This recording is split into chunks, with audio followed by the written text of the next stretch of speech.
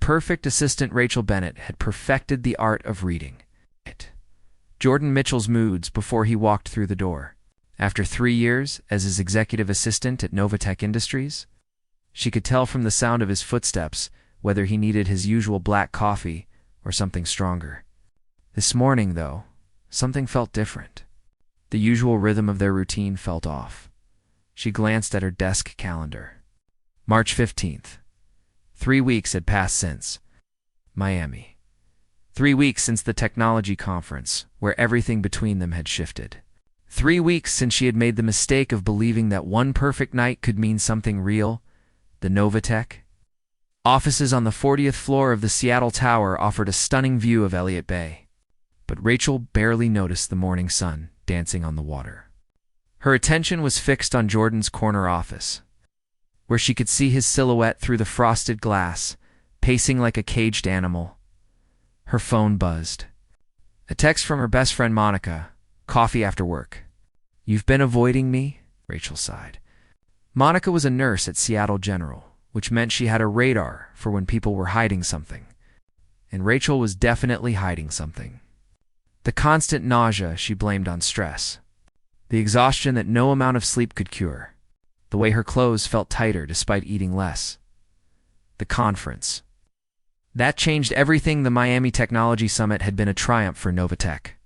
Jordan's presentation on sustainable energy solutions had earned standing ovations and secured 3 major investment deals. Rachel had orchestrated every detail, from his speaking schedule to the hotel arrangements, ensuring everything ran perfectly.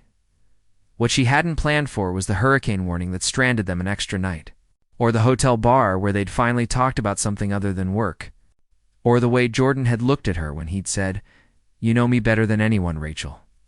Sometimes I wonder what I'd do without you." She should have recognized the vulnerability in his voice as a warning sign. Should have kept things professional. Instead, she'd let herself believe that the walls he'd built around his heart were finally coming down. The night had been gentle, tender, full of whispered confessions and careful touches. Jordan had held her like she was precious, like she mattered beyond her ability to manage his calendar and anticipate his needs. For those few hours, Rachel had let herself imagine a future where she was more than just his assistant. Morning had shattered that illusion. Jordan had been polite but distant, already back in CEO mode before the sun fully rose. "We should probably keep this between us," he'd said, not quite meeting her eyes. "Things could get complicated," Rachel had agreed, hoping that given time, they could figure out what they meant to each other. She hadn't expected him to pretend it never happened at all. The cold dismissal. "Rachel, I need to see you in the conference room." Jordan's voice cut through her memories. Formal and detached. Her stomach dropped. In 3 years, he'd never summoned her to the conference room. Difficult conversations happened in his office. Emergency meetings took place in the boardroom. The conference room was neutral territory, the kind of place where bad news was delivered with careful distance. She grabbed her tablet and walked down the hall on unsteady legs. Through the glass walls, she could see other employees going about their morning routines. The marketing team huddled around their latest campaign. Engineers debated code on whiteboard walls. Life continued normally for everyone except her. Jordan stood by the window when she entered, his back to her. His navy suit was perfectly pressed, his posture rigid with tension. "Close the door, please," Rachel did, her heart hammering. "Is everything okay with the Henderson account?" "This isn't about Henderson." He turned to face her, and the careful blankness in his expression told her everything she needed to know. This was Jordan in full corporate mode, every emotion locked behind steel walls. "I'm restructuring my executive team.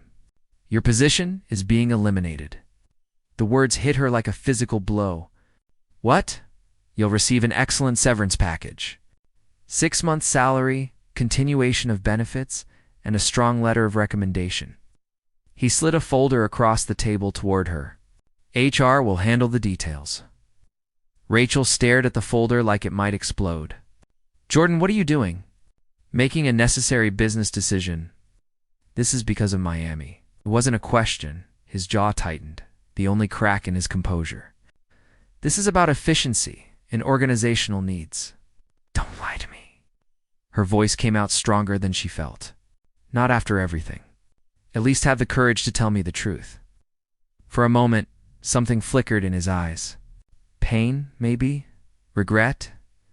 But it was gone so quickly she might have imagined it. Miami was a mistake. One we both need to move past. A mistake. The word tasted bitter. Is that what I was? 3 years of 16-hour days, canceled plans being available every time you needed someone who understood you. All of that was just leading up to one night that you're calling a mistake. Rachel, please don't make this harder than it needs to be. Harder for who?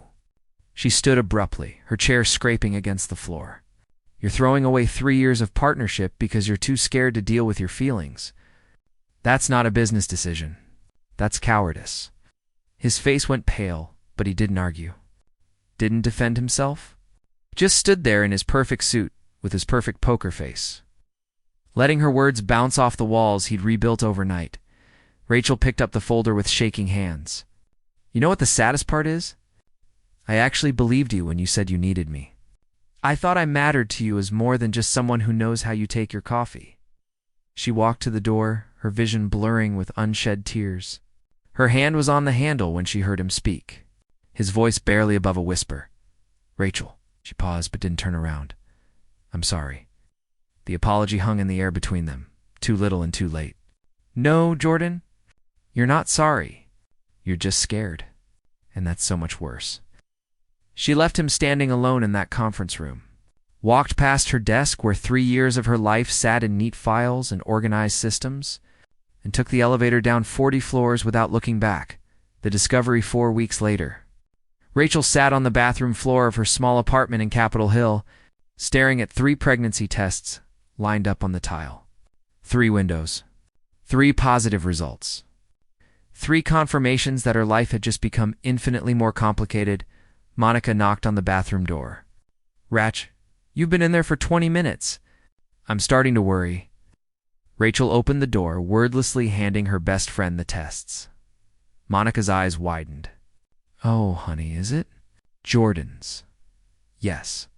Rachel slid down the wall to sit on the floor again. I'm 8 weeks along. It happened in Miami, have you told him? He fired me, Monica. Threw me away like yesterday's newspaper because he couldn't handle the fact that we slept together. How am I supposed to tell him I'm carrying his baby? Monica sat beside her, wrapping an arm around Rachel's shoulders. One step at a time. First, you need to see a doctor. Make sure you and the baby are healthy.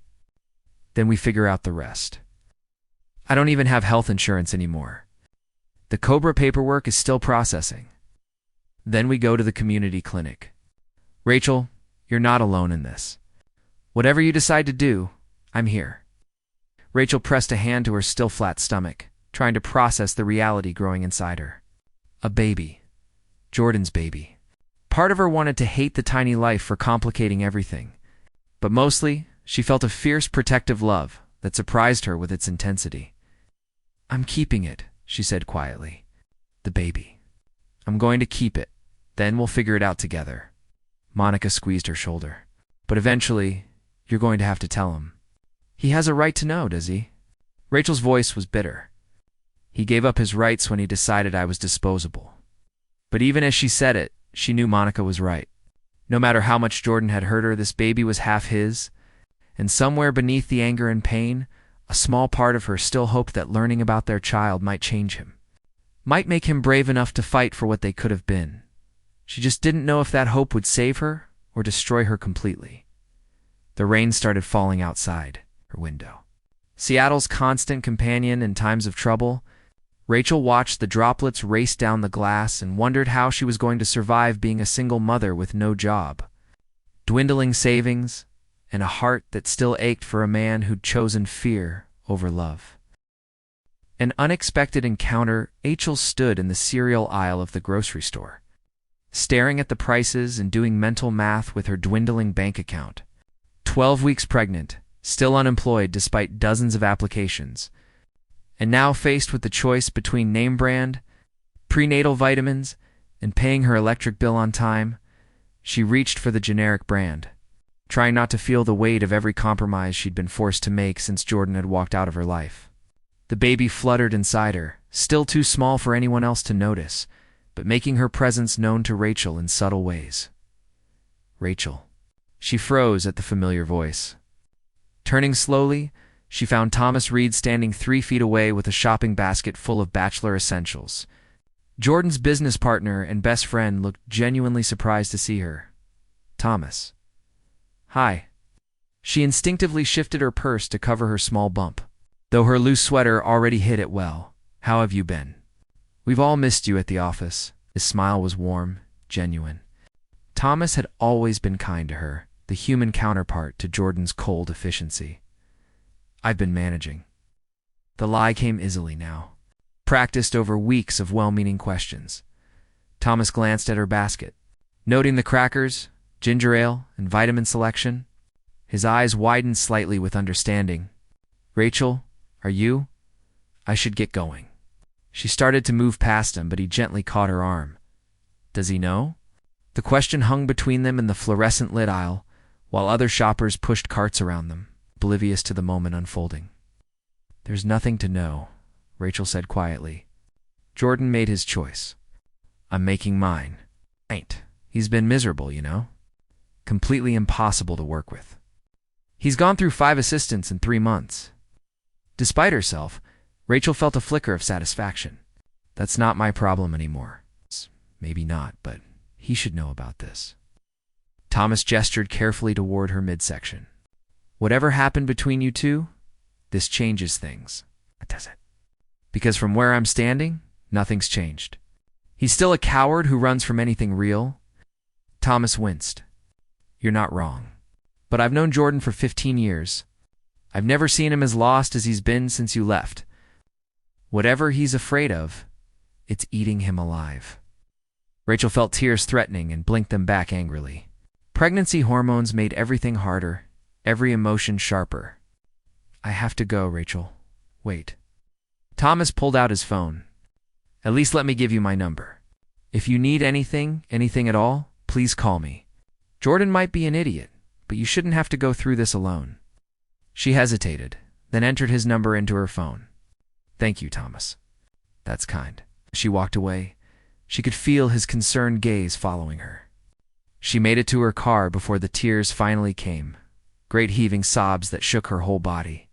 The baby kicked gently, as if trying to comfort her, and Rachel pressed her hand to her belly. It's okay, little one, she whispered. We're going to be okay. Just you and me. But even as she said it, she wondered if she was lying to both of them. The phone call. Jordan sat in his office at midnight, staring at the quarterly reports without actually seeing them. The numbers blurred together, meaningless columns of data that usually brought him clarity and control. Tonight, they offered nothing but proof that his life was falling apart in measurable increments.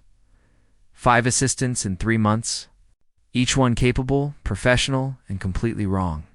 They organized his calendar efficiently, but didn't anticipate his needs. They took messages but couldn't interpret the subtext. They brought him coffee but never knew when he needed silence instead. None of them were. Rachel. His phone buzzed with a text from Thomas. We need to talk. Tomorrow morning, my office. It's important. Jordan frowned at the screen. Thomas usually preferred direct conversation to cryptic texts. Whatever this was about, it was serious enough to warrant discretion. He tried to focus on the reports again, but his mind wandered to Miami. It always did in the quiet hours when he couldn't hide behind work and meetings. He could still smell Rachel's perfume, still hear the way she'd laughed at something he'd said, still feel the terrifying vulnerability of telling someone his truths.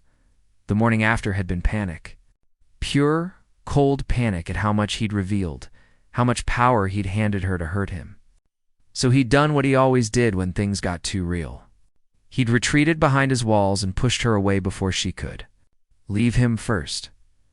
Firing her had seemed logical at the time, clean, final. A way to protect them both from the mesinzas of mixing business with feelings. Now, it just seemed cruel. His phone rang, startling him. Thomas's name flashed on the screen. It's midnight, Jordan answered. This better be good. I ran into Rachel today. Thomas's voice was carefully neutral. At the grocery store. Jordan's heart lurched. How is she? Pregnant. The word hit him like a freight train. Jordan stood abruptly, his chair rolling backward and hitting the window. What? About 12 weeks along, if I had to guess? She didn't confirm it, but Jordan, I'm not an idiot. The timeline matches up with Miami. Jordan's legs gave out, and he sat back down hard. She didn't tell me. Can you blame her? You fired her because you were too scared to deal with your feelings. Why would she tell you about the baby? Because it's mine. The words came out fierce, possessive. If she's pregnant with my child, I have a right to know. Do you?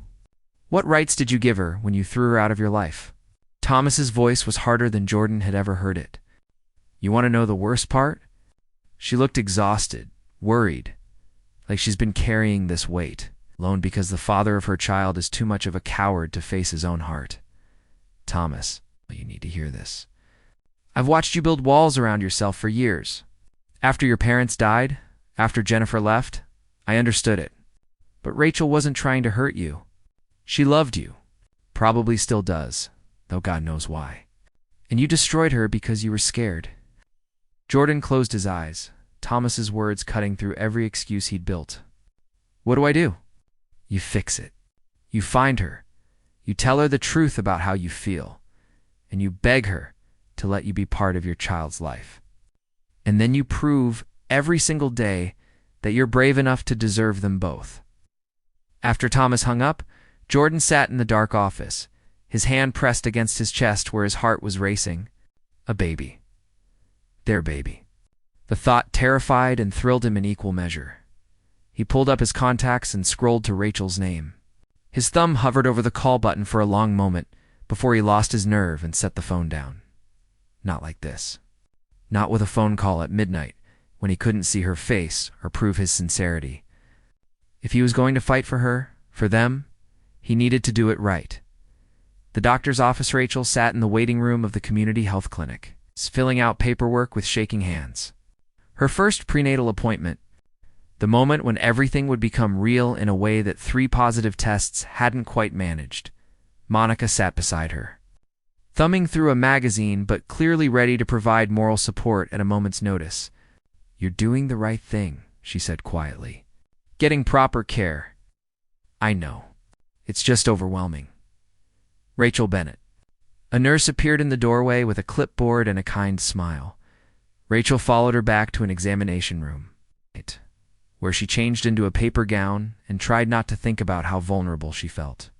The nurse took her vital signs and asked a series of questions about her medical history, each answer a reminder of how unprepared she was for this journey. Dr. Patricia E. Holmes entered with the energy of someone who genuinely loved her job. She was in her 50s, with silver-streaked hair and laugh lines around warm brown eyes. Ms. Bennett, nice to meet you. I understand this is your first prenatal visit. Yes, I'm about 12 weeks along, and how are you feeling? Any morning sickness? Unusual symptoms? Nausea, exhaustion, emotional mood swings. Rachel managed a weak smile. All the greatest hits, apparently. Dr. Holmes laughed. Pregnancy is quite the adventure. Let's take a look and make sure everything's developing as it should. The ultrasound machine hummed to life. Rachel stared at the ceiling, trying to steady her breathing as the doctor applied gel to her stomach. She wasn't ready for this. Wasn't ready to see proof of the life growing inside her. Tying her forever to a man who'd made it clear she didn't matter. There we are, Dr. Holmes said softly. Perfect position. Rachel couldn't help but look at the screen. The grainy black and white image showed a tiny form, unmistakably human now, with a head and limbs and, is that the heartbeat? She whispered, watching the rapid flutter on the screen. Beautiful and strong. 155 beats per minute, right where we want it to be.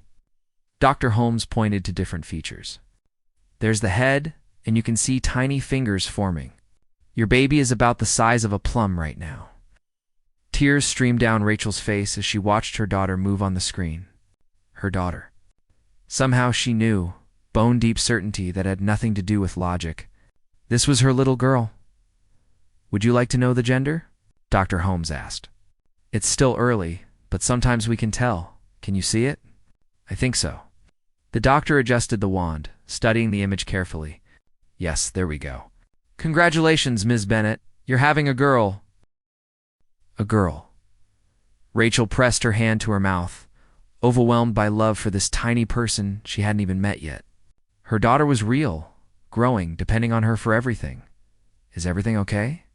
Is she healthy? Everything looks perfect. Strong heartbeat, good growth measurements, no concerns at all. Dr. Holmes smiled warmly. You're doing a great job, Mom. The words broke something open in Rachel's chest. Mom, she was going to be someone's mother. This baby girl would look to her for love, protection, guidance, and Rachel was determined to give her daughter everything.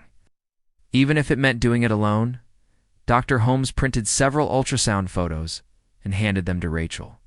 Your next appointment should be in 4 weeks. In the meantime, keep taking your prenatal vitamins, stay hydrated, and try to rest when you can. In the parking lot afterward, Monica hugged her tight. You're going to be an amazing mother, terrified, Rachel admitted. I have no job, no insurance after this month, and I'm bringing a baby into the world alone. You're not alone. You have me. And eventually you're going to have to tell Jordan. Rachel looked down at the ultrasound photo in her hands, at the tiny profile of her daughter. I know. I just don't know how. One step at a time, Rach. One step at a time. A confrontation. Jordan stood outside Rachel's apartment building for 10 minutes before finding the courage to press her buzzer. Thomas had given him the address, along with a warning that he was an idiot if he screwed this up. Hello? Rachel's voice crackled through the intercom, cautious. Rachel, it's Jordan. Please don't hang up. I need to talk to you. Silence stretched so long he thought she'd ignored him.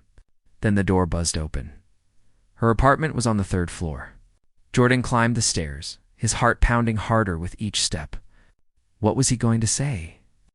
How did you apologize for throwing away the best thing in your life? Rachel stood in her doorway, arms crossed protectively over her midsection. She wore leggings and an oversized sweater, her hair pulled back in a messy ponytail. She looked beautiful and exhausted and so guarded that it broke his heart. What do you want, Jordan? To talk, please? 5 minutes. She hesitated, then stepped back to let him in. Her apartment was small but warm, filled with books and plants, and the kind of personal touches his sterile penthouse lacked. This was a home, not just a place to sleep between business obligations. Thomas told me, Jordan said without preamble. About the baby? Rachel's face flushed with anger. He had no right. He was worried about you. So am I now you're worried? Where was this concern when you fired me? I know I was wrong. Rachel, I've been an idiot, a coward. Every word you said to me in that conference room was true. If you came here looking for forgiveness, you're wasting your time. I came here to tell you the truth. Jordan took a step closer, his hands trembling. Miami wasn't a mistake. It was the most honest night of my life. For the first time in years, I let myself feel something real, and it terrified me. Rachel's expression softened slightly. So you pushed me away. I pushed you away because I've spent my whole life protecting myself from loss. My parents died when I was 22. Jennifer left because she said I was emotionally unavailable. Every person I've ever loved has either left or been taken from me. And then there was you. He moved closer, desperate for her to understand. You saw through all my defenses. You knew when I needed space and when I needed someone to call me on my nonsense. You made me laugh during impossible days and believed in me when I doubted myself. And I fell in love with you so completely that it scared me more than anything in my life. Tears welled in Rachel's eyes. You loved me, so you fired me. That makes no sense, Jordan. Made perfect sense to someone terrified of losing you. If I pushed you away first, if I controlled the ending, then I couldn't be blindsided by the pain. He reached for her hand, relief flooding through him when she didn't pull away. But I lost you anyway. And it hurt worse than anything I was trying to avoid. Jordan, I know about the baby. And I know I have no right to ask for anything after how I treated you. But Rachel, I'm begging you. Let me be part of this.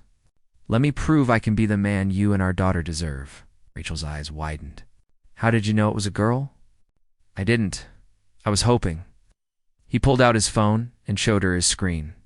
I've been researching everything. Pregnancy week by week, what to expect during each trimester, how to be a good father. I know I should have been there from the beginning. Let me be here now. She stared at him for a long moment, searching his face for truth or deception. I can't go through this again. Having you in my life and then losing you, it would destroy me, and I won't leave. Rachel, I'm not asking for forgiveness. I'm asking for a chance to earn back your trust, however long it takes. Why now? Because you found out about the baby? Because I've been miserable every day without you. Because I wake up reaching for my phone to tell you something funny and remember you're not there anymore. Because the baby gave me the courage to stop being afraid of the best thing that ever happened to me. Rachel pressed a hand to her stomach, where their daughter was growing. I have a doctor's appointment next week. Another ultrasound. Can I come? Please. She nodded slowly. Thursday at 2. Northwest Women's Clinic. I'll be there. Jordan squeezed her hand gently. Rachel, I love you. I should have said it in Miami. I should have said it every day since. I'm saying it now, even though I don't deserve for you to believe me. I don't know if I can believe you yet, she whispered. But I want to. God help me. I want to. Then let me show you. One day at a time. As Jordan left her apartment, he felt lighter than he had in months. He didn't have her forgiveness yet. Didn't have her trust. But he had a chance. And he would spend every day proving he was brave enough to fight for the family they could become. The ultrasound that changed everything Thursday arrived with typical Seattle rain. Droplets racing down the windows of Northwest Women's Clinic as Rachel sat in the waiting room, her leg bouncing nervously. She'd arrived 15 minutes early, half hoping Jordan would forget, half terrified he would. At precisely 2 o'clock, he walked through the door, shaking rain from his dark coat. His eyes found hers immediately, and the relief in his expression made her chest tight. I wasn't sure you'd come, she admitted as he sat beside her. I'll always come. When you need me, when you don't think you need me, I'll be here. We glanced around the waiting room at other couples holding hands, sharing excited whispers. How are you feeling? Nervous, excited, terrified. That makes 2 of us, Rachel Bennett. The nurse appeared with a clipboard and a knowing smile. We're ready for you. Dr. Holmes greeted them warmly, settling Rachel onto the examination table with practiced ease. So, Dad's joining us today? She asked Jordan. That's okay, he said, looking to Rachel for permission. She nodded, her heart racing as the ultrasound equipment hummed to life. This was real now. Jordan was here, seeing their daughter for the first time. And there was no going back from this moment. Let's see how our little one is doing, Dr. Holmes said. Applying gel to Rachel's belly, the image appeared on the screen, and Jordan made a sound somewhere between a gasp and a laugh. Their daughter had grown since Rachel's last appointment. Her features were clearer now, tiny fingers and toes visible, her profile unmistakably human. Oh my God, Jordan whispered, moving closer to the screen. She's real, and very active. Dr. Holmes pointed to the movement on the screen. See that? She's practicing her kicks. Rachel watched Jordan's face transform as he stared at their daughter. Wonder, love, and something that looked like fear all played across his features. His hand found hers, gripping tight. Can I? He gestured toward her belly. Rachel guided his hand to where the baby was moving. And right on cue, their daughter kicked against his palm. Jordan's eyes filled with tears. Hi, baby girl, he said softly. I'm your dad. I'm sorry I'm late to the party, but I'm here now, and I'm never leaving. The promise in his voice made Rachel's throat tight. She wanted to believe him so badly it hurt. Dr. Holmes took measurements and checked various markers, pronouncing everything perfect and healthy. You're doing beautifully, Rachel. Any questions for me today? When will I start showing more? People can't really tell yet, probably in the next few weeks. Everyone's different, but most first-time mothers really pop out in the second trimester. She smiled at Jordan. Dad, do you have any questions? Everything. I've been reading books, but they don't prepare you for actually seeing her like this. He couldn't take his eyes off the screen. What should I be doing? How can I help? Dr. Holmes handed him a pamphlet. Support, patience, and attendance at appointments like this one. The fact that you're here asking questions is a great start. After the appointment, they sat in Jordan's car in the clinic parking lot, neither quite ready to separate yet. Thank you, Jordan said quietly, for letting me be here, for letting me see her. She's your daughter too.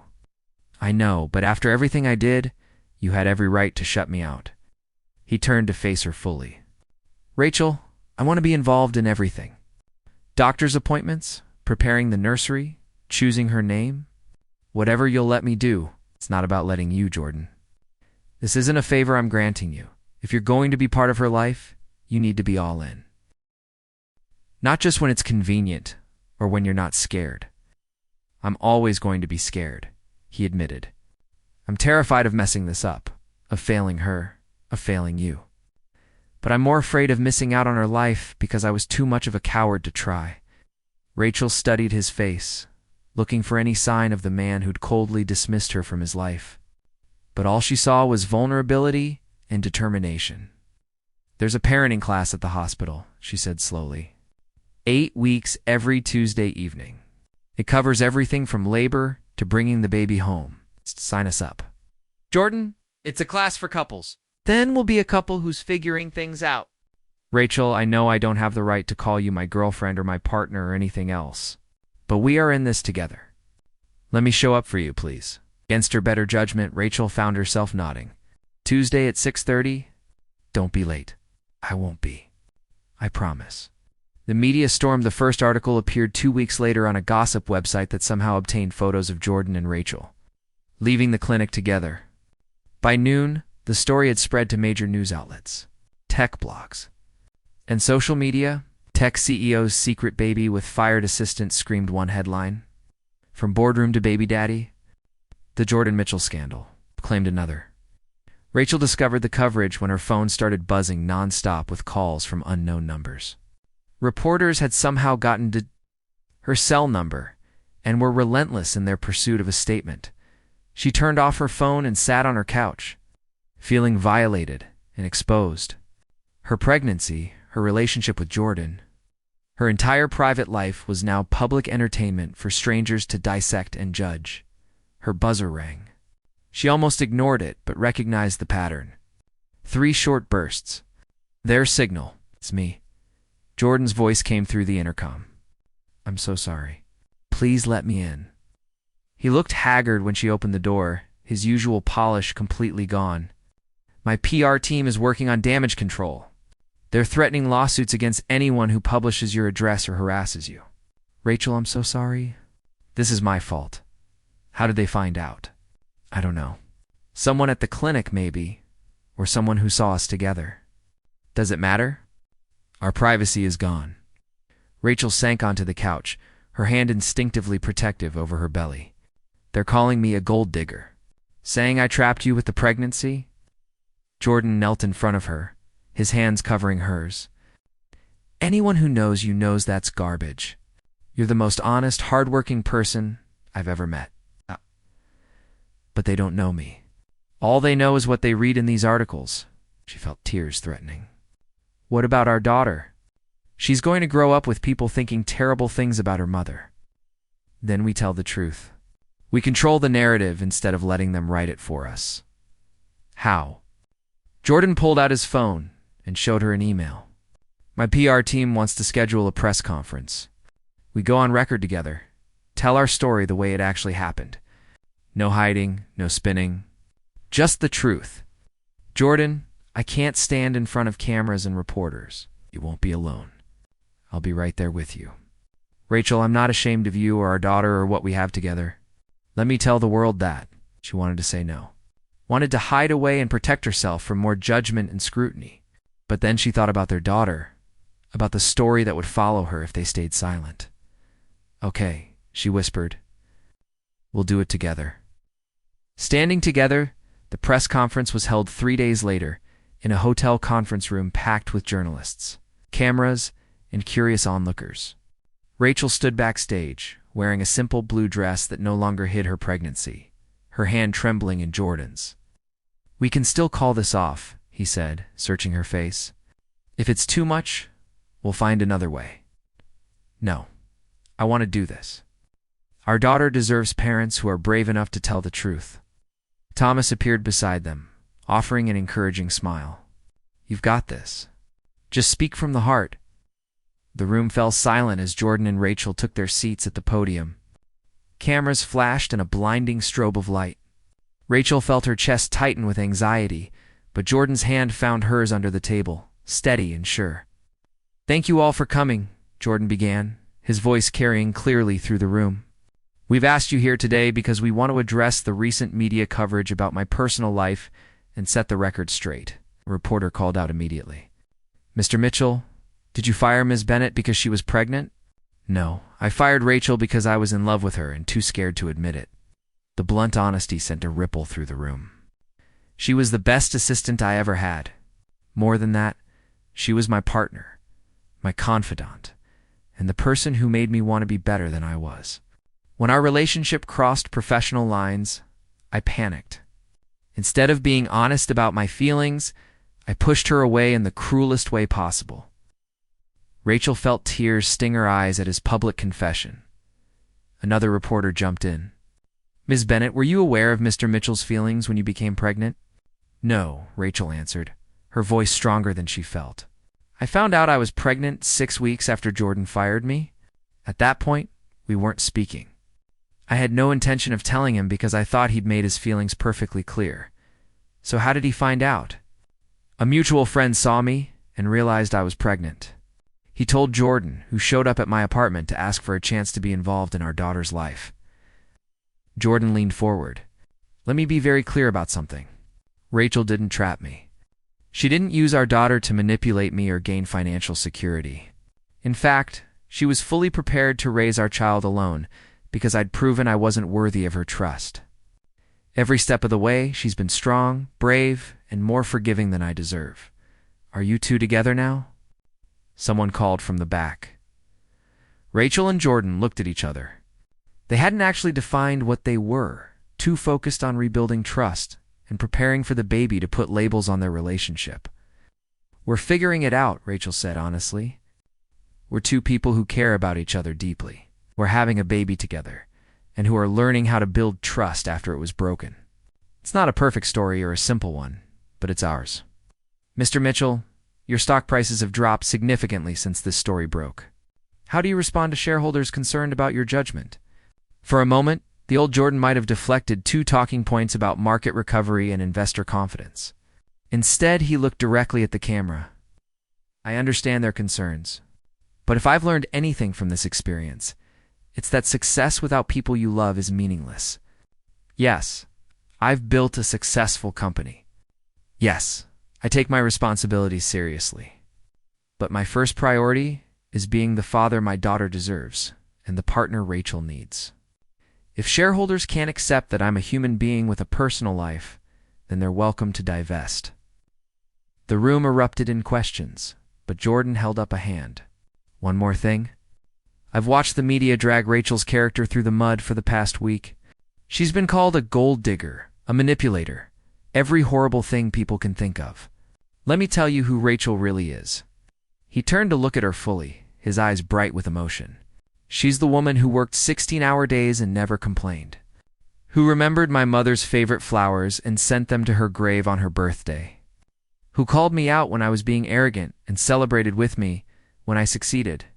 She's brilliant, kind, and strong enough to forgive me, even though I didn't deserve it. And I love her. I've loved her for longer than I was brave enough to admit." Rachel's tears spilled over. This was everything she'd wanted to hear that morning in Miami. Every confession she'd dreamed of during the lonely weeks after he'd fired her. "I love you too," she whispered, not caring that dozens of cameras caught the moment. Jordan kissed her hand, then turned back to the press. "That's all we have to say. We appreciate your understanding as we ask for privacy moving forward." "Thank you." They stood and walked out together, hand in hand. Leaving the chaos of questions and flashing cameras behind them, the new beginning 6 weeks later. Rachel stood in the doorway of what would become their daughter's nursery. Watching Jordan wrestle with instructions for a crib assembly, he'd insisted on doing it himself, despite having zero experience with tools or furniture construction. We could have hired someone, she said, amused by his determined expression. Our daughter's crib should be built by her father. It's symbolic. He squinted at the diagram. I think this piece goes here. That's an upside-down photo. You're looking at it wrong. Jordan flipped the paper and laughed. That makes more sense. Rachel moved into the room, running her hand over the sage green walls they'd painted together last weekend. The nursery was coming together slowly, each piece chosen with care. A rocking chair in the corner where she'd feed late-night bottles. Bookshelves waiting to be filled with stories. A mobile of paper birds that Jordan had bought because it reminded him of freedom and possibility. I got the job, Rachel said quietly. The one with the nonprofit downtown? Jordan looked up from the crib pieces, his face breaking into a genuine smile. Rachel, that's amazing. I'm so proud of you.